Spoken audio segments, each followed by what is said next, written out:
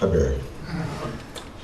Can you go over your pitching decisions for the tryouts now?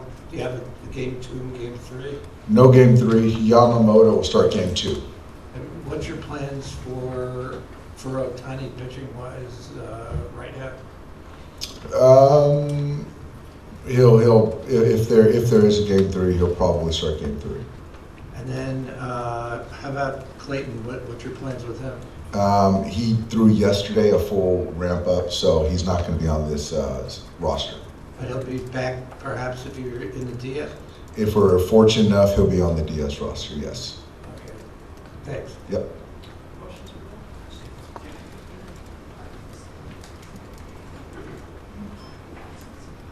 Hey Dave, how was there much consideration of maybe doing Ohtani game 1? How much of that kind of also just on trying to manage his workload and allow him to kind of focus on hitting these first 2 games? I think that the workload, it's the proper rest for Snell, Yamamoto, and obviously we don't know what's going to happen with the game 3, but then also there's an off day after that. So just thinking through everything.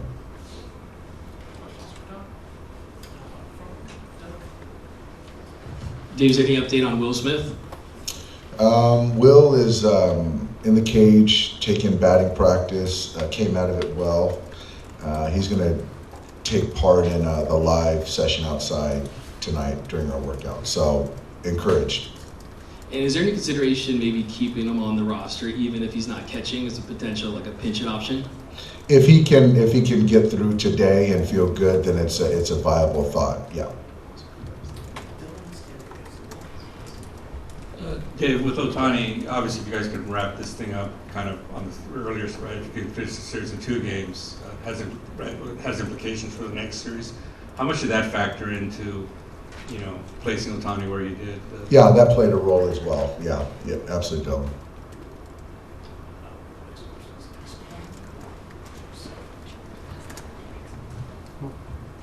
Bill, can you pass it next? Hi there. Sorry. Hi Dave. Looking back to last year's postseason run compared to this one, what's the biggest collective difference you see with this team? The starting pitching is considerably better. Is in a much better health state as well. That's probably the biggest difference between last year's team. Hi, as you prepare for the Reds or in their style of play, are there trademarks of a Terry Francona team that you see in the Reds this year? You know what, I think that Tito just kind of lets his guys do their thing. I think that they're a resilient group. They play 27 outs. They play with energy. I think it's a very well-balanced team. Obviously, the starters are very notable, but they put the ball in play. They compete. They play, solid defense. He's got some guys that he trusts in the pen, but I think for the most part, Tito just kind of lets guys play and play with energy. Hi Dave, I saw you gave Hanson some at-bat last series with the Seattle. Did you see some improvement? I did. He looked really good. I thought his at-bats were really good. It was good to get him some consistent at-bats. And like I've always said, I think Haesung's he's been fantastic for us this year, and going into tomorrow evening, we've got some tough roster decisions that we're continuing to talk through right now. But he's had a heck of a year. Hey Dave, how are you? With the whole World Series hangover, how important is setting the tone in Game 1? Yeah, I don't think the hangover part I don't think that's relevant anymore. I think that we are locked in and focused on this series, but I do think that being at home, not having to travel. It's important for us to strike early and really not let these guys kind of hang around and gain confidence. And like I've talked about edge and just keeping our edge and not kind of giving these guys any opportunity or of life. Dave, when you look at Sasaki, how good he looked, how do you weigh that against, maybe it wasn't like the most pressurized of situations, the fact that it was only twice, how do you kind of weigh all that, and do you know yet if he's going to be on the roster? I expect him to be on the roster. I expected. We haven't finalized anything yet. I still think that the way he threw, the big games that he's pitched in before, I think that that's something that I can trust, certainly. I don't know what role that would be, but I think that what I've seen in the last couple outings, and even the ones in AAA, are considerably different than the ones we had earlier this year. Hi Dave, how much confidence do you have in the new version of the bullpen? Much more confidence, than we had a couple weeks ago. And I think that it's because those guys have shown the confidence in themselves where they're throwing the baseball. I think the last week you saw guys more on the attack, setting the tone versus, pitching behind or pitching too careful. So, I think that Seattle series was really impressive from our pen. Hey Dave, you mentioned that you're more confident about the pitching going into this postseason. You've only had one guy throw above 170 innings. I know a lot of that is due to injury, but how much does it help to have fresh arms that haven't gone through the wear and tear of the season? Yeah, you know what? I think it's. I think that's a good thing. I don't think it's everything. But yeah, Yoshinobu's the only guy that's kind of gone north of that. But I think that he's thrown his best, in the second half of the season. But the other guys, there's a lot left, bullets left in the season. So I do think that, where the postseason gets more intensified, having those extra bullets, could be a benefit. And our guys certainly aren't taxed as far as innings this year. What are the inherent dangers, if any, of facing a sixth seed that just clinched and kind of has the momentum just because they just clinched it yesterday, they're going right into the playoffs, kind of as is? Well, I think the dangers are the youthful enthusiasm, the naivete. There's not a lot of experience, and I think that sometimes it happens so quick that they're just riding a wave. And I think a way to combat that is we have to not take them lightly because it's a really good ball club and they played their way into the postseason. Also, when you're playing against a team that essentially feels like they have nothing to lose, that kind of mindset.